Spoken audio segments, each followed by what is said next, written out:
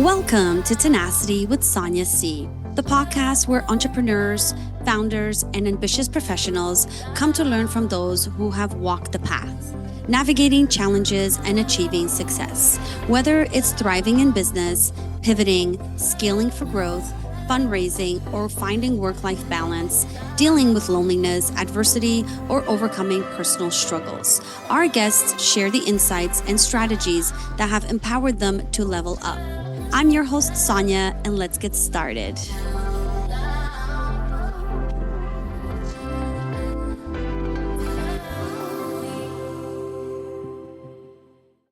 My guest today is Jake Stahl.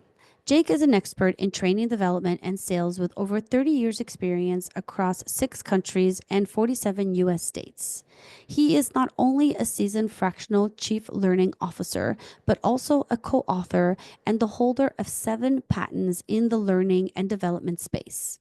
In this episode, Jake shares his inspiring journey from achieving incredible professional success to facing profound personal setbacks and how he rebuilt his life and career by leveraging his expertise in psychology and neuro-linguistic programming.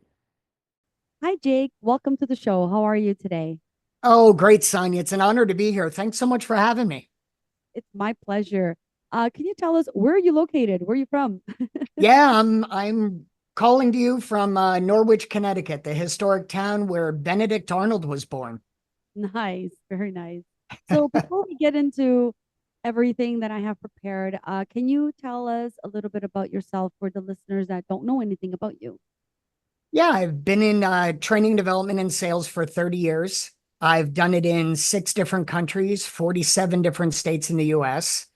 I have 7 patents in the learning development arena. And I have a book I co-authored that just came out not long ago. My specialty is the psychology of training and selling. So I have a degree in psychology with certifications in neuro-linguistic programming. And I teach people, both executives who are starting a business, how to communicate your product and yourself effectively. And I teach salespeople how to really understand the decision-making process a customer goes through when they're looking to buy a product. And that includes perception, conditioning, value statements. On the flip side of what I do, I'm a fractional chief learning officer. So companies do hire me as their head of training and development to either revamp or create their training and development department. Awesome.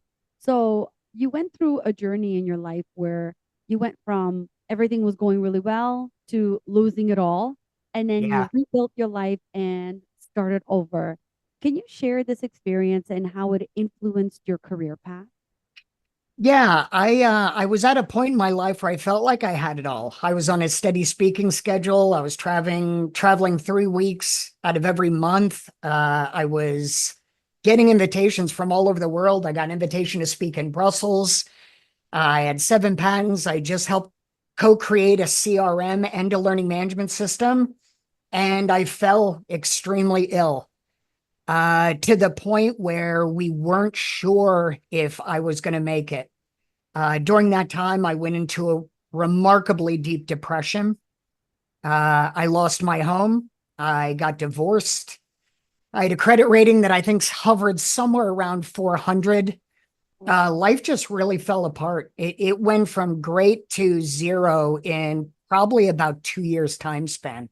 Mhm. So I've had to reinvent myself and get back into a marketplace I was largely absent from for, as it turns out, close to 3 to 4 years. And it was difficult, Sonia. I'm not going to lie. A lot of soul searching, a lot of nights sitting in the hallway at 2 a.m. wondering what I was going to do. But fortunately, I'm here today to tell the story. How did you, if you don't mind sharing a little bit about how did you Sure. rebuild? How did you rebuild? It was slow.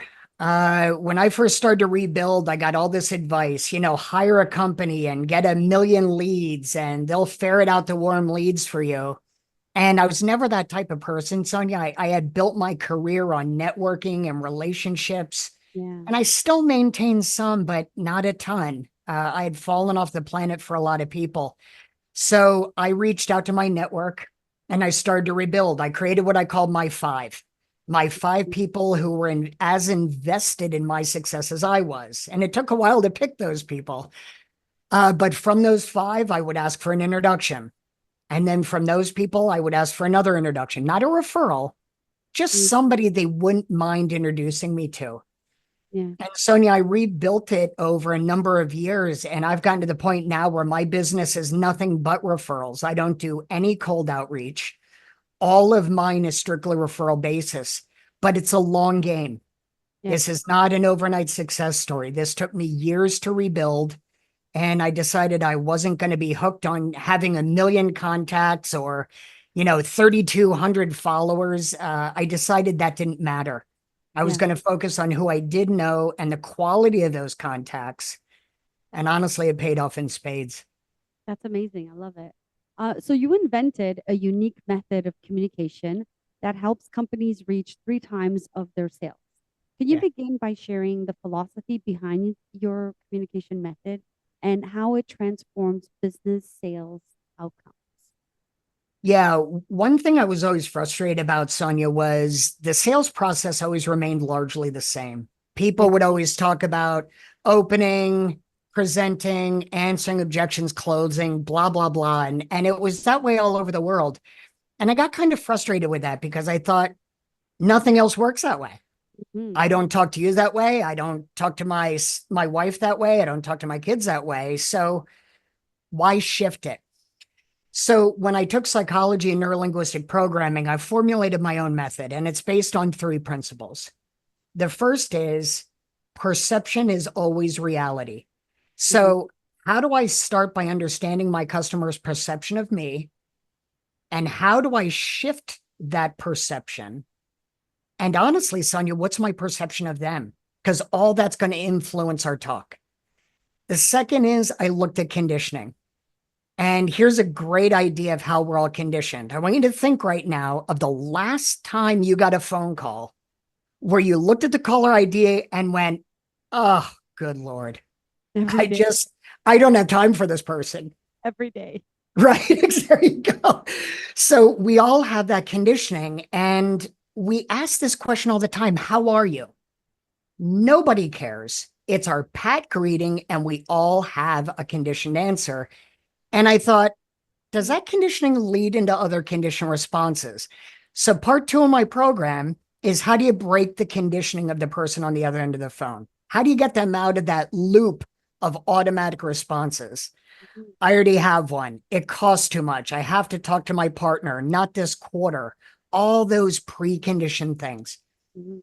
The last piece of it is value based selling.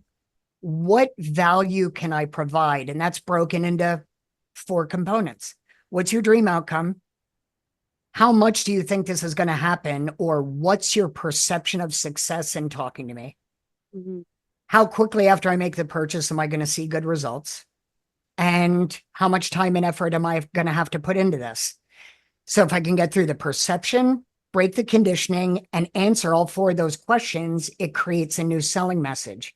And what I found, Sonia, is that companies and individuals that are willing to embrace this, their sales and their communication and their closing rates go through the roof.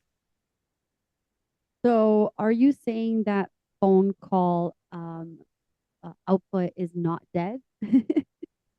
Yeah. Well, let's unpack that a little bit. Yeah. So, is it dead right now? Yes. The question is, does it have to be? Mm. I So, feel like you just said no.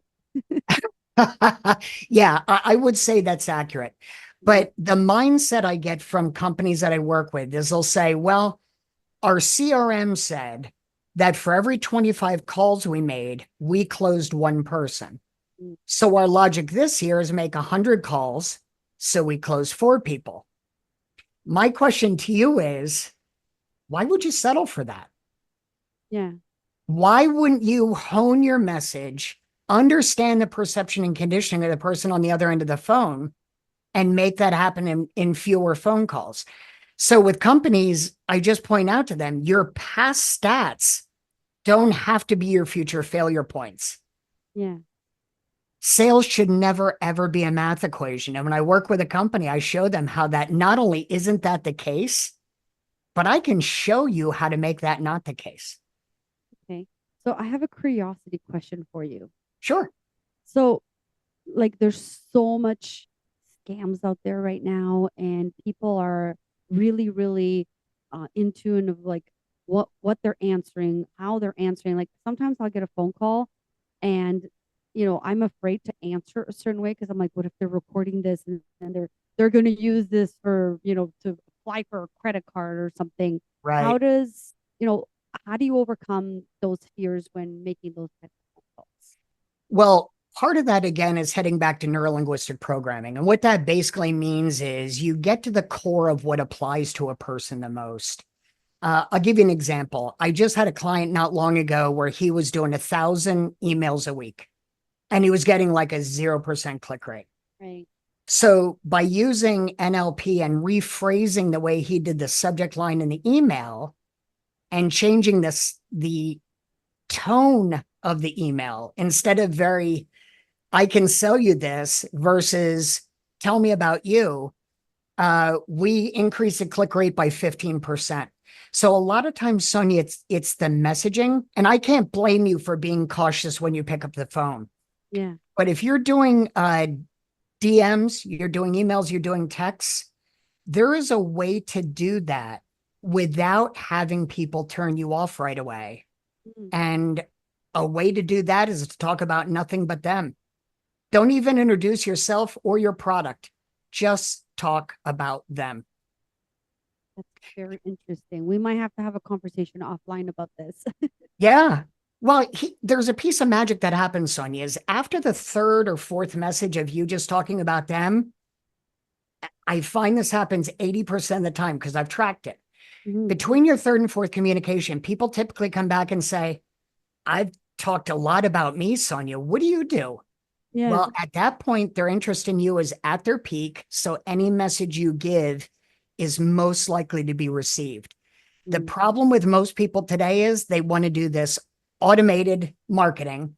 They want Yeah. to hammer them with email messages and just pray to God that they respond to one. My argument is it should be exactly the opposite. Don't talk about you at all for your first 2 to 3 reach outs. Love it. Love it. Love it. Love it. I think this is gold that you're giving away right now. Well, great. I'm glad to hear it. Yeah. So, given your impressive rebound from personal and professional setbacks, what core principles from your own journey do you integrate into your coaching to inspire and elevate sales teams? Yeah, one of the things, and this is going to sound super basic, but I think it's the hardest for all of us, is I remind my clients and we talk about how they're human. Oftentimes we get into this imposter syndrome or Superman complex that we need to do everything all the time. And then when people respond to us, we go, oh my God, am I worthy of this? Mm. So the first thing we talk about is keeping things into perspective and understanding who we are as a human and how we're conditioned to react to things. And when we get beyond that, we talk about a long game of reach out. We're in an environment right now where everybody says, oh my God, let AI do this for you and let this marketing outreach do it for you. There's a place for it, Sonia. But when you lose your humanity in it and you rush the process, Yeah. you lose a lot of people. And here's the damage most people don't see. I'm reaching out to 1,000 people and I don't have to talk to them, and machine does it. But you're also ruining your first impression with 1,000 people a day because a machine's doing it. Yeah. So is that worth the sacrifice? I don't know. I'd rather reach out to 5 people a day and have a pristine relationship, or I'd rather have you look at me respectfully than Yeah. reach out to 1,000 people and have 1,000 people go, I'm never dealing with Jake Stahl Consulting because all he's doing is hammering me with repeated emails. Yeah. So, with companies that are relying on AI to come up Yep, with content and do all of this, you know, eh, I feel like authenticity is so important because social media has made authenticity important. TikTok is absolutely. popular because of that. But then on the other hand, you have all these AI tools that are saying, don't do the work yourself anymore. Just use AI for that. So what's Yeah. your advice on being authentic, doing some of the work that you're saying and really showcasing you and caring about the person that you're trying to sell to versus using AI to do that for you? Yeah, and that's an excellent question, Sonia. And I want to talk about this from the perspective of a pendulum. So previously, the pendulum was here, no automation, all individual reach out. Now it's swung to here. Use all automated reach out and save yourself the time and effort. I'd like to suggest, Sonia, that the solution is in the middle. If you come up with an AI reach out, an automated marketing plan, good for you and way to save time. And I applaud your time management. But Mhm. create the messaging yourself. Yeah. Do you really want not your voice going out? So, my suggestion is if you want to use AI to create your messaging because you don't feel like you're good at it, go ahead, but go back and refurbish it with your own voice. Hmm. Make it yours. At least take that time. Yeah. So I'm definitely not suggesting you move away from AI or marketing automation, but I'm saying that your voice needs to be in there. Yeah. Personalize it a bit. Yeah. Well, and what happens if you send out all these perfectly grammarized messages and then they get you on the phone and you talk like you do, it there's a disconnect, right? That's a good point. Well, you sounded so eloquent on email, and now it turns What out you're happened? just a slobbering idiot. So, Like, what happened? right. Yeah. I love it. Okay, so could you describe a challenging situation in which your communication method directly contributed to improving a company's sales performance? Yeah. I had a client that had by my standards, they had a good sales script. They had a good process, they had a good outreach, but they weren't getting the results that they needed. And I'd like to preempt that by saying I am not a fan of sales scripts at all. Mm. So if I like a sales script, it's pretty well worded in my mind. But so what was happening was the reps were buzzsawing through the sales scripts because they had to reach so many calls per day.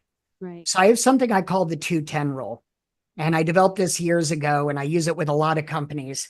And the premise of it is that for every 10 minutes you talk, you generate 2 minutes worth of questions. Fascinating if you think about it. Mm-hmm. So while you're talking, I'm cogitating and coming up with my own set of questions. But Yeah. Sonia, what happens when you have a burning question in your head while somebody else is talking? You might forget it. Yeah, or it may dominate your thoughts so much that Yeah. what they're saying is just, the teacher from Charlie Brown, This is true. right? So my suggestion to my clients, and we work on this, and some people even use a stopwatch for it, is every 2 minutes, check in with a client. Make sure you know where you're at. And we talk about a dozen ways to check in without sounding redundant. And then at the end of every 10 minutes, you do a summary. So I might say to you, Sonia, I've just blabbed for 10 minutes. And my guess is I probably lost you somewhere along the way. So why don't we just recap? Any thoughts or questions about what we've talked about so far? Yeah. And what we found was by allowing for a longer call with their customers and not focusing on the volume of calls per day, we were able to 3x their sales. And it was a simple change. It was just acknowledging the person on the other end of the phone is human and wants to be heard and understood. But my 210 rule puts police tapes around timelines. Don't go beyond 2 minutes or 10 minutes without doing these things. Mhm. And it works. I've seen it work in dozens of companies. Okay. I'll have to give that a try. So in your experience, what are the sorry, I asked you that question already. Can you explain how your communication techniques have helped mend or significantly improve a professional relationship? Yeah. So here's the thing with that. I have a lot of individual clients, and these are business owners, CEOs of large companies, or solopreneurs just starting out. And they all have the same question. I don't know how to sell myself very well. I often don't communicate what I mean. So how do we change that? So the first thing we start with, Sonia, and the example I'll give you is I find that 90% of my clients have heard their entire life, you need to listen better. You need to focus.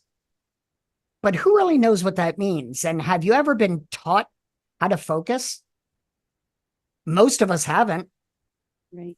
So one thing I work with my clients is how to actively listen. And we go through a lot of techniques on listening, not making assumptions, understanding what a conditioned response is. And with one CEO in particular, he was brilliant, but his town hall meetings just were not yielding the participation he had hoped for. So we work through these active listening and communication techniques. And now he has, I think, 250 employees, and his employees actually look forward to and actively participate in the town hall. And as you and I both know, that leads to culture, commitment, and workplace satisfaction. So it was a very important couple of sessions we spent together. Yeah, I totally agree with you. I find that like the last year or two, I've been putting a lot more emphasis on listening. And I think being a host on this podcast has also really helped me with that because sometimes we tend to like go when people start talking, they tend to go off and forget that there's someone else there that can contribute to the conversation. Yep. And then the other person on the other side just feels like I have no purpose here. Right. You're clearly gonna go on and on and on. Why are you even interviewing me, right? Yeah. And I find that a lot. So I love what you're saying, where you have to sort of check in. And you made a really good example. And I was just thinking about it because I'm like, I have all these questions that I prepared for you, but I'm very keen on, I don't want to ask every single question I wrote down. I want to make sure that I'm asking you questions that are on the fly, that are things that came up in our interview that I didn't prepare for that we can talk about. And then I can go back to my questions as a guide to keep the interview going. Right. So Right. that's what you're saying, right? Yes. The Yeah, thing. you're adapting to the conversation on the fly versus having something preset that may not have given you the result you wanted. And it's funny you said about that talking on and on. I was out and I saw a button the other day and it said, I'm sorry to have slapped you. In my defense, I didn't think you were going to shut up. I like that. I've had conversations where people were in my mind they're talking and I've lost them. I'm like I'm out of this conversation because it's like it's just one way. Those are the worst and they're very annoying. And I have had salespeople call me where I'm like, can I just like I'm trying to like interject to say something and they're just reading a script and I can tell. Right. So to Yeah. me that makes it seem like okay, you're just trying to reach a quota. I don't have time for this. So I check out of that conversation as well, Yeah. right? Yep. So can you give me some advice on, if you are having that type of phone call where the person on the other end like me, for example, is so conditioned to this is another sales call. How can you turn that around and make the person feel like that's not what it is? This is different. Yeah. And this goes back to conditioning. So if I start with, hey, Sonia, how are you today? You know it's going to be a sales call. And in your brain, a wild thing happens. You start queuing up every excuse for getting off the phone that has ever helped you to do so in the past. So in your head, it's like, not now. I don't have time. Next quarter, have to ask my partner. It's too expensive. I already got one. It just all queues up. But if I break that conditioning immediately, those things don't line up in your head and I can get to a deeper you. So an example would be if I was calling you to do a sales pitch, Mhm. I may call you and go, Sonia, I am so glad you picked up the phone. I've listened to your podcast a dozen times. I'm really impressed by what you cover on your podcast. And then I just leave it. And how are you going to feel on the end of the phone, Sonia? Well, I feel like you know me. You've taken the time. Like just based on the scenario that you just ran, I'm like, oh, okay, like you know who I am. That's why you're calling me. Yep. And then you're not lining up objections in your head. Yeah. You're like, oh, you want to talk about me? This is great. So if I can get salespeople to understand, and even business owners to understand that as soon as you start to pitch, you start to lose people. You need to pitch at the exact right time after you've established a solid cadence with the person you're talking to. I hear people say about, oh my God, I've got this great elevator pitch. Yeah, but do you know when to use it? Because Yeah. if you hammer somebody with it right away, the elevator pitch doesn't matter. So does that mean that a salesperson should be putting more work into each phone call that they're making? Meaning, instead of just going through a list and picking up the phone and calling each one, they need to be looking at the person they're going to call and do a little research and learn a little about them before picking up the phone.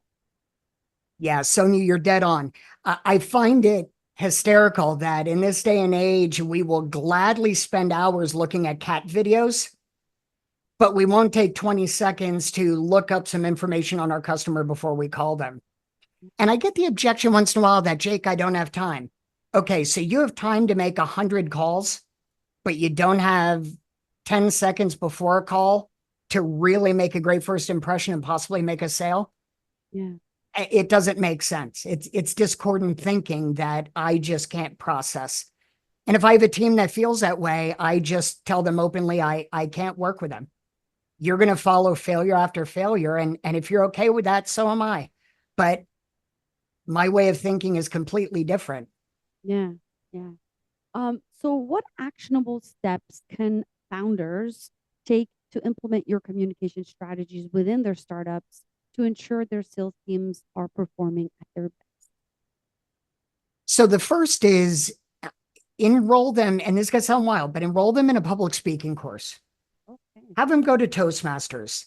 Have them go to a course that teaches them how to public speak. It teaches them tone, cadence, conversation, how to remove fillers like and how to sew together a tale that people want to listen to. Mm. Public speaking courses, in my opinion, are the single missing ingredient for a lot of sales teams. Second is hire a coach with a lot of experience to work with them. The average cost of bringing on a new salesperson across the country is $18,000 just to have them walk through the door. Mm. And companies take the philosophy that if they don't do well, I'll just get rid of them. Well, if you're going to invest 18 grand, why wouldn't you invest another couple of thousand to get an incredible coach to make them effective? Yeah. So invest in your sales team. Companies often will invest in their CEO. Go to Harvard, take business courses, do all this and do that. But nobody ever says to them, why don't you just CEO? Do CEO stuff. Yeah. But they'll go to a sales team and say, you're a salesperson, just sell. Yeah. It Yeah. doesn't work like that. It's true. That's a very good point. Yeah. Okay. Well, before we wrap up, I have another question for you. For companies in very early stages of Yeah. development, but haven't put like their sales team together, so just they have an idea they're developing, they haven't put their marketing plan together, their sales plan together. Yep. What are 5 things you suggest they focus on when planning out that phase, so that when they do go to market and they have a sales team, they can say, okay, these are the 5 core things that we're going to work on, so that they can sort of start on the right path and not make all the mistakes that a lot of companies are making now. Wow. 5 things. So I'm going to kind of wing it here since this Yeah, is all yeah. ad-libbing for us. It doesn't The have to be first one I five. would say is invest in a good interview process. Okay. A lot of times companies will say, I'll take a warm body who has sales experience. Mm. That doesn't mean they're going to be good for your sales team. Make sure the interview process works. Second of all, and this is a unique thought, get a sales trainer involved.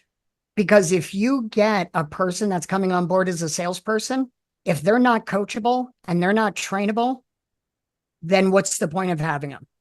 They're just going to run roughshod. And if they do great, great. If they don't and they do poor, then they're not going to listen anyway. Sales trainers are attuned to look for people who are coachable and trainable. Third one is invest in a good onboarding program. The number one reason salespeople leave a company in the first 6 months is they feel they weren't onboarded and trained properly. The number one reason has nothing to do with pay. It's being unprepared. So that's number 3. Number 4 is look for fractional people that can help you. Mm. Fractional people come in, they spend focused hours with you, but you're not paying them full time. So look for a fractional who can fill the cracks for you. And an unshamed plug I will give you is that's one thing I do is I do fractional training. So you could do this with a CEO, CMO, COO. Save money, hire fractional, then hire full time later. And I would say the last piece is take Walt Disney's advice. Look at what everybody else is doing and do the opposite. Mm, Because I have news for you. I've worked with thousands of companies, and what everybody else is doing is not what will necessarily make you successful. that's true. One of the key things you just talked about, I just want to talk about it before we wrap up. Sure. You talked about having a good onboarding process. So Yep. I've heard this over and over and over again from founders I've interviewed, from people I know, and here's the common thing that I find. It's like, well, I'm hiring a salesperson because I don't know how to do sales. And because they already have that in mind, they don't have an onboarding process because it's like, okay, I don't know how to sell it. So do you have any advice for like what a company should do to put together a good onboarding process? Yeah, I just gave a webinar on this not long ago. The onboarding process has a couple of pieces you should always have. The Mm-hmm. first is don't let that person off on their own doing things for the first 1 to 2 weeks. Make Okay. sure somebody's always with them to answer questions. Second, set up a mentor program. Have somebody, anybody in the company that's there to answer questions all the time whenever they have it. Third, introduce them to all the higher ups in the company. Nothing makes a new hire feel better than to know all the top execs and that the execs have an interest in their success. Fourth, make it ongoing. Onboarding doesn't have to end after 1 or 2 weeks. My recommendation for companies is it should last at least 6 months, maybe longer. So Mm-hmm. you do the onboarding, the education, and then continuing education that lasts. And last but not least, I can't tell you how many companies, Sonia, that sales and marketing work separately. And Yeah. sales and marketing and customer experience never talk to each other. Make sure everybody knows where they fit in the process. Okay, so if I'm the salesperson, where do I get my leads from? If I have a problem, who do I call? And after I sign a contract, where does it go? Everybody loves to know how they contribute to the success of the company. So make sure they understand that and they're pulled right into the culture of winning. If you Mm. follow those guidelines and you have somebody who knows how to put together an onboarding program, I can promise you you're going to be successful. Wow, you just gave me a lot of advice to think about. Love it. Great. So, can you tell our audience a little bit about how to find you if someone's Sure. interested in working with you? Where do they go? All the wonderful things. Yeah. So you can find me on LinkedIn under Jake Stahl, Stahl. There's about 100 of us that are on there, Jake Stahls, but I'm the only one who identifies as a fractional CMO and neurolinguistic processing practitioner. You can also find me at my website, jakestahlconsulting.com. I do run a consulting business for both individuals and for companies, sales groups. And that's it. Those are the only two spots you can find me. Reach out at either spot and I'll be sure to respond. And for listeners of this program, Sonia, I'm more than willing to give somebody a free hour consult on any issues you may be having and see if I can help. And if not, I'll get you to somebody who can.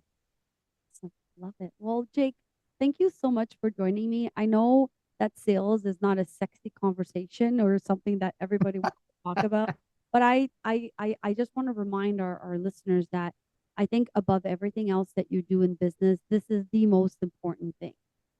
And I think a lot of more work needs to be put into sales department, especially with such a changing world with social media and authenticity and just people not wanting to answer their phones and things like that. So I really enjoyed this conversation. Thank you so much. Me too. And again, the honor was all mine, Sonia. I love your show and I'm really privileged to be on here. So thank you. Thank you. The ending. And that's a wrap. I want to thank Jake for joining us today. I hope you found his insights on communication, sales, and rebuilding from adversity as inspiring and actionable as I did. Remember, whether you're a founder, a professional, or just starting, Jake's advice on fostering authentic connections and focusing on quality over quantity is a game changer for success in today's world. And that's a wrap. To our listeners, thank you for joining me on this journey of learning, growth, and inspiration. Don't forget to subscribe to this podcast on your favorite platform and connect with our community on social media. I'd love to hear your feedback, so leave a review and let me know what topics you'd want to explore in future episodes. Remember, the future belongs to those who embrace challenges, adapt with tenacity, and keep pushing forward. Keep growing, keep pivoting, and most importantly, stay tenacious in your pursuits. Thank you for tuning in, and I look forward to bringing you more insightful conversations in our upcoming episodes. This is Sonia signing off, but as always, keep chasing your dreams with tenacity.